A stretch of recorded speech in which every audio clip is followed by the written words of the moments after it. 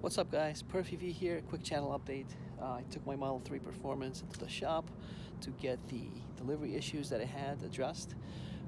Some minor paint issues, one small paint coat on the rear bumper.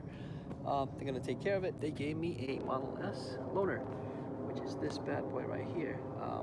I've test driven the whole range. I've test driven the X, the S, and of course the 3. But it's the first time that I really got an S for a prolonged period of time, and more importantly, it's the first time that I've driven a non-3 after having owned a Model 3. We actually have two. My wife has the dual motor all-wheel drive, and I have the performance version of that. So what are my thoughts, impressions with that in mind? So let's start with the design. Still a very good looking car. They hit it out of the ballpark when they designed this car. These swooping lines over here, you know, they're very nice. I want to say Porsche-esque, even Ferrari-like. The Model 3 also has these as well, and I think it still looks good, particularly with the update they did on the front end. Even though it's an aging car, it's still a good looking vehicle. And that is auto present, where the handles come out. It just detected the key fob in my pocket, and the car turned on, so to speak. Then we get in, and we have the display. Kind of got used to not having the display, so you know, it's more traditional, let's say. This is, of course, their first real entry after the original Roadster, which is considered that like really a prototype, even though you could purchase it. This is their first mass market, let's say, model. Nowhere near as mass market as the Model 3 is now, of course, but yeah, it's their first real attempt at having a production car. And you know, it's an aging model. It's been updated multiple times. Tesla's philosophy is to do incremental updates throughout production, so there's no kind of refresh every 2-3 years, as let's say legacy car manufacturers tend to do. They always improve the products. So, you know, this interior compared to like the first generation that came out is much improved and much changed. Yeah, they make incremental updates. You know, not just software. As you know, software is always updated, but also the hardware, the interior, and so forth. But everything, you know, including the drive units and all that stuff. So let's continue on. Steering wheel is big. It's kind of like more of a traditional luxury sedan, which is obviously what they went for. This car, I don't really know exactly what it starts at now. This particular model, the 75, has been discontinued. I think that starts at 80, 85, so that's starting price, no options, black interior, black paint. You put anything on it, you know, even autopilot or paint is very expensive with Tesla.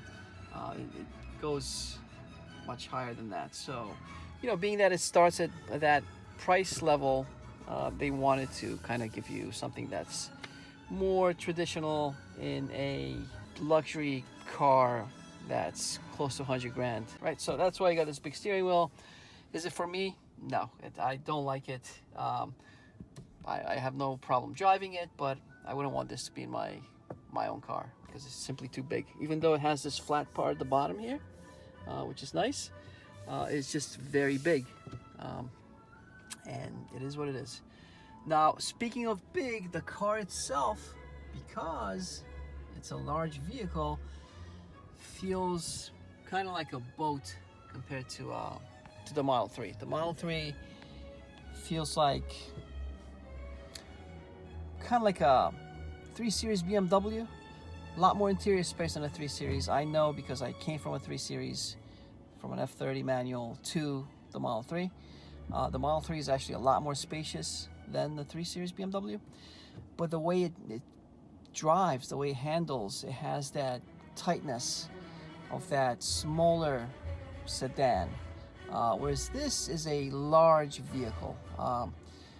You can do everything you want with suspension to try to hide the fact that it's a large and heavy vehicle, but physics cannot be nullified. So, you know, you always feel that you're driving a large vehicle. And with this big steering wheel, that is just kind of a theme. You know, you're driving a big vehicle, you know, it's not that quick on its feet, even though the acceleration is there. Obviously, the P100D, not this particular model, but the top of the range topper, is the fastest car Tesla makes. But we're talking straight line acceleration, right? I'm talking about handling dynamics. You know, how does it feel in turns? How does it feel when you quickly want to change lanes, for example, change direction? This has big car dynamics. It drives that way. Nothing wrong with that. But myself being a sporty performance driver, I definitely, how can I put this not to offend anybody, I am very happy that my own car is a Model 3 Performance. Any Model 3, even the dual motor, is amazing handling. It's nimble on its feet, whereas this is more of a luxury package.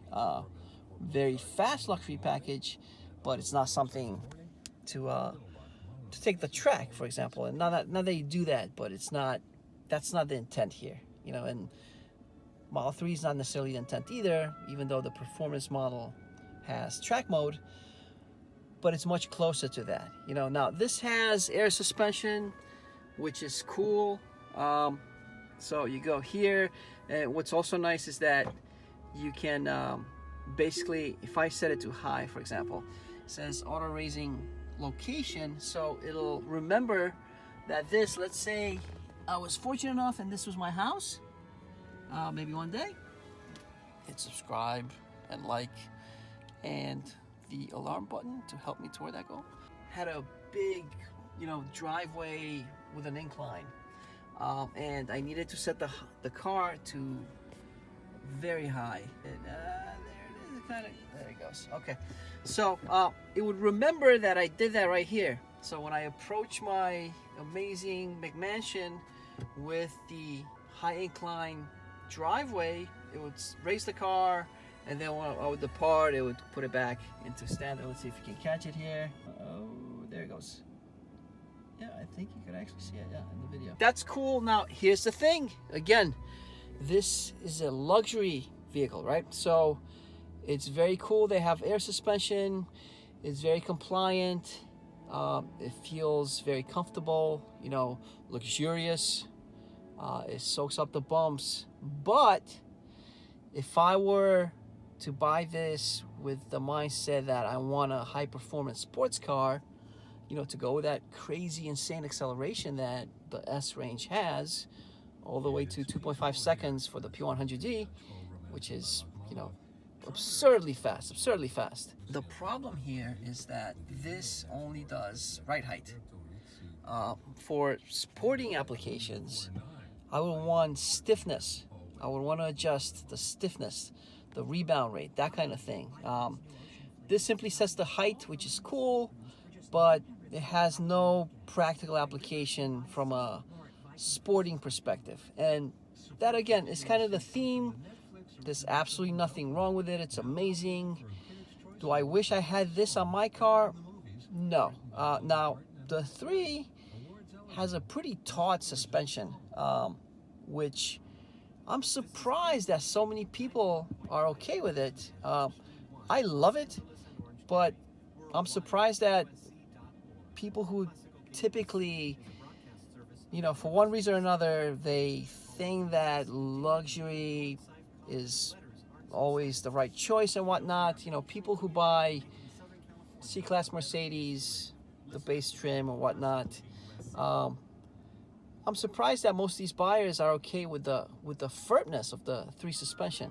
I think it's a good thing. It's very sporty.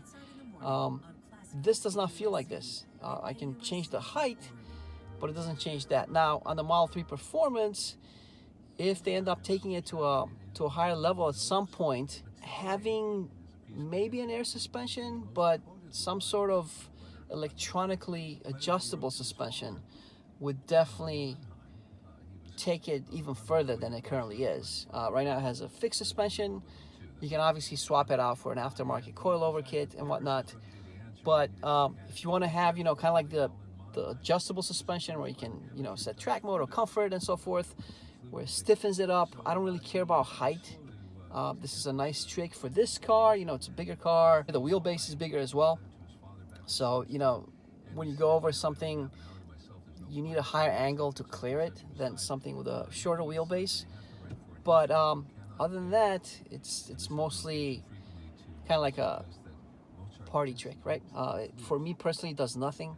I would never use it in Los Angeles. Anyway, very spacious, so spacious indeed that it feels like there's a bit too much space. Now there's a point here that I don't like. Even though there's all this space, my knee kind of hits a hard point. And something that I really do not like, I'm not super familiar with the S-Range configurations, and this may not be even current, or maybe there's some sort of interior configuration that does not have this, but something that I highly dislike. If you look here, there's these cup holders. Well, this is hard plastic, and guess what? This is where my elbow goes. And not only is it hard, but it's got a hole, and this is kind of like, almost like this notch here, it'll claw into my elbow. So this is something that I really, really do not like about this car, because this is where my elbow naturally falls, and like it hurts. Like it can hurt, and like if I hit the wrong place, I can get like a shocking feeling. This cup holders here, I don't really need 2 more here. I have to be like really far back in order for my arm to kind of pick up a cup from here. Super excited to drive this car for the remaining of my time with it. I enjoy it. It's just not the right choice for me. I am very happy that I did not pick this car. It was definitely within budget. The Model 3, I always kind of go for the lighter, even if it's down on power a little bit. I don't really consider the P3D to be down on power. Depends on what you want. If you want maximum straight line performance, sure, the P100D is the way to go. I don't really care about that. The P3D is ridiculously fast, to the point that personally, if I accelerate a maximum acceleration a few times in a row, it'll move my stomach acid up. Even faster than that is not really something that is anyway practical for me, because there's nothing to really do with that. Like my P3D Plus is amusement park fast, basically, and faster than that, you're starting to damage your body. And that being said, hopefully I'll put a down payment on a Roadster, which is 1.9 seconds, probably a little faster if Tesla follows what they've done in the past. So yeah, I'm happy to be driving this car. I'm enjoying it. It's a wonderful car. We have young children. There's another child seat that's gonna go into here for the weekend. We're gonna enjoy that, and maybe I can do an update. Hit the comments, let me know what you want me to answer about Model S in general, from the perspective of not only a Model 3 fan, but a Model 3 driver. We own 2 Model 3s. Both my wife and I are Model 3 drivers. Let me know what you want me to answer about the Model S from that perspective.